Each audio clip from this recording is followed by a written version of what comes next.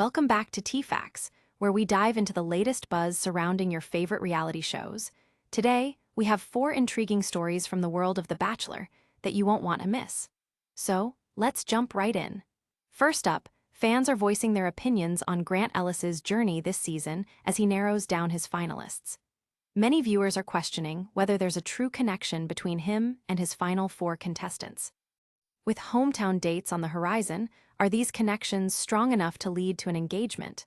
Let's find out what the fans are saying. Next, we have some juicy insights from Juliana Pasquarosa. After a dramatic confrontation with fellow contestant Carolina, she opens up about her true intentions behind the heated discussion. What really happened behind the scenes?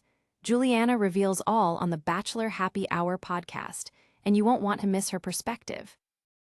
In our third story, the expectations for glamorous dates on Grant's season seem to be falling short this year. Viewers are calling out what they describe as low-budget dates, including a memorable but disappointing experience in Scotland. Have the producers missed the mark, or is it just a case of high expectations? Let's take a closer look at what fans are saying.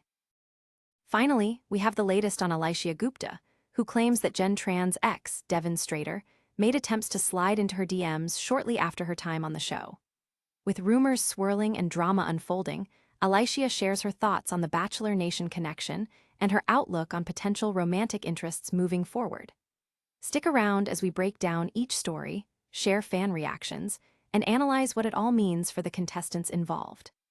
Don't forget to like, subscribe, and hit that notification bell for more updates. Let's dive deeper into our first story about Grant Ellis's journey on this season of The Bachelor. Grant started the season with 25 hopeful contestants, all vying for his heart. But as we approach the pivotal hometown dates, fans are raising concerns about the apparent lack of authentic connections between him and his final 4 women. This past episode took the remaining contestants to the stunning landscapes of Scotland, where the remaining ladies, Allyshia Gupta, Juliana Pasquarosa, Zoe McGrady, and Dina Lupunku, joined Grant for some unforgettable moments. While Grant enjoyed solo dates with Allyshia and Juliana, the other contestants participated in an adventurous group date featuring traditional Scottish games. However, the sentiment among fans seems to revolve less around who he chose and more around the alarming pace at which this season is moving. With hometown dates approaching so quickly, many are questioning whether Grant had enough time to truly get to know the women he's chosen to keep. A recent Reddit discussion sparked an intense debate among viewers, with one user commenting, "With hometowns being next week, I don't see any connection that he has being strong enough to end an engagement." This struck a chord with various fans who echoed similar concerns, suggesting that Grant's interactions with the contestants may seem more superficial than genuine. Another fan added, "He has a connection with every girl. It's giving player," further emphasizing the doubts about his sincerity in forming meaningful relationships. As discussions heat up online, many viewers are left pondering whether Grant can build the connections necessary to foster a lasting love. Fans will have to stay tuned to see if their concerns are justified when the last rose is handed out. What do you think? Do you agree there's a lack of connection between Grant and his final 4? Let us know in the comments. Now, let's transition to our second story featuring Juliana Pasquarosa. After her dramatic confrontation with fellow contestant Carolina during last week's episode, Juliana took to the Bachelor Happy Hour podcast to share her side of the story and provide some additional context about what unfolded.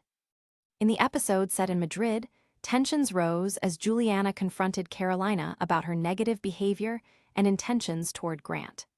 Juliana explained her perspective, emphasizing that she initially aimed for a respectful chat to address concerns regarding Carolina's impact on the group dynamics. She revealed, "I truly went in there with the intention of having a girl-to-girl respectful conversation." However, Juliana felt the conversation took a turn when Carolina reacted defensively, making it seem more confrontational than it was meant to be. Juliana shared, "In her response to me, it felt and looked more like a confrontation than what was ever intended." Moreover, during her conversation with Grant, Juliana had reservations about bringing up Carolina's negativity, but ultimately felt it would be a disservice not to present the facts she was aware of, stating, I wasn't gonna bring it up ever again to the other girls. He wanted to address it, and I felt it would be doing him a disservice if I didn't at least present the facts that I knew. As she reflected on her approach, Juliana expressed her commitment to authenticity, saying, "I will never not speak truthfully and stand on my own business." Her willingness to speak out demonstrates her dedication to being true to herself, even if it meant standing up against the flow of the group. Despite the drama, she ended on a positive note, sharing that she felt good about her decision to speak up and believed that it was an important part of her journey on the show. What are your thoughts on Juliana's confrontation with Carolina? Do you think she handled the situation well, or should she have approached it differently? Let us know in the comments below. In our third story, we're shining a light on viewer reactions to the dates featured this season. Fans have been vocal in their disappointment, calling the dates low budget and lacking the excitement usually associated with The Bachelor. Typically, viewers expect thrilling adventures in picturesque locations, but this season seems to fall short of those expectations. One standout moment came during a recent one-on-one date in Scotland, where Grant took Juliana Pasquarosa to a castle for a Bridgerton-inspired evening. Despite the venue's charm, fans were left wanting more. Many took to social media to express their thoughts, with one viewer lamenting, "This is Scotland, it should be breathtaking. Instead, it feels like they're just going through the motions." The criticism didn't stop there. Earlier in the season, fans were unsettled by another date that occurred in an empty shopping mall, where Grant and First Impression Rose winner Alex Godin spent their time playing piano and exploring the space. Viewers expressed their frustration, noting that a mall date did not match the expectations of a romantic escapade in a global setting. The complaints about the dates reflect a broader sentiment among viewers this season who are feeling uninspired by the locations and experiences.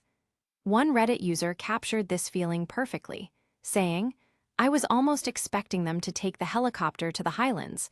That would have been magical. Instead, we're left with what feels like low-budget production."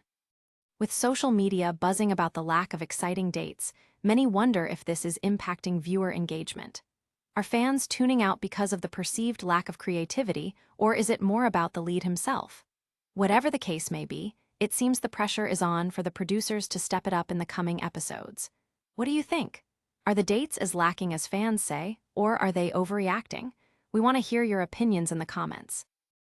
Finally, we turn to the latest developments involving Allyshia Gupta and some surprising revelations about her interactions with Gen Tran's ex, Devin Strader. In a recent episode of the Almost Famous podcast, Allyshia claimed that Devin attempted to slide into her DMs after her time on The Bachelor. Allyshia expressed her confusion about how the dynamics work within Bachelor Nation, stating, "I have no idea how this Bachelor Nation world works, but in my reality La La Land, it's like we're all BFFs after this."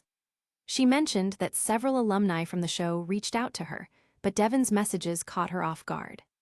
She shared, "Yes, he did slide into my DMs as a few other people did. What's so funny is he slid into my DMs, I didn't respond to him, and he slides into my DMs again." This attempt by Devin to connect raised eyebrows, especially since he was allegedly involved with someone else at the time, which Allyshia pointed out, saying, "If he's doing it to everyone, she would have heard that he's done this and she must not care."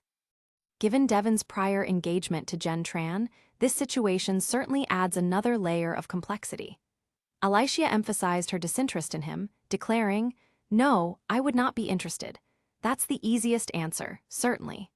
She went on to clarify her quest for a serious relationship, making it clear that casual flirtations were not on her agenda.